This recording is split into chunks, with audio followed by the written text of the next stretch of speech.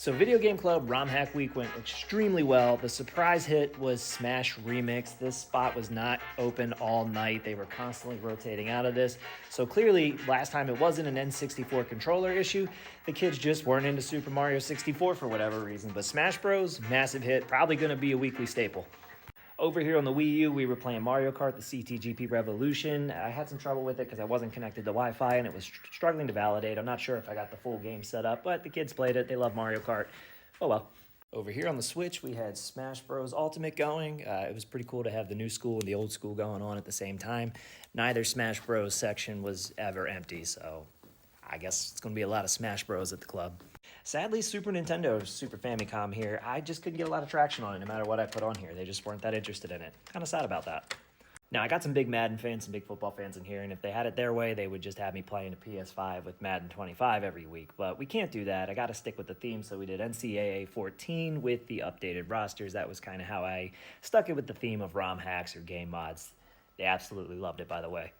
And I found out that the kids just love a GameCube. So next week it's going to be a 4-player GameCube setup. We might just do Smash Bros. Melee, do something different on the Switch over there. And then over here we'll probably do Smash Remix again because that gives me 8 players, 8 spots. There were 20 kids in here. I was 1 console short and it was kind of uncomfortable. A lot of kids were floating around struggling to find a spot. I also keep emulators on hand. They were all playing different variations of Super Mario 64. Like Star Road or Super Mario 64 Sonic Edition, or they were playing Spyro the Dragon version 3.5. So, something to keep the kids busy, but next week I definitely might bring 1 extra console. Interestingly enough, I was getting a lot of questions about ROM hacks and emulation from the kids, so I'm definitely catching their interest. And let's be honest, they don't have the resources to go out and spend hundreds of dollars on retro games. Emulation is probably going to be the best way for a lot of them to experience these classics.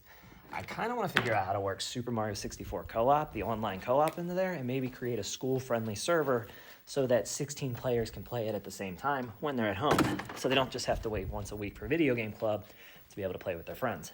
It's a cool idea I'm kind of batting around in my head, the idea of kind of school-friendly gaming servers so that the kids can have a safe place to play, and Video Game Club can extend beyond just the once a week that they're here. And it only goes for 8-week sessions, and then a new batch of kids come in.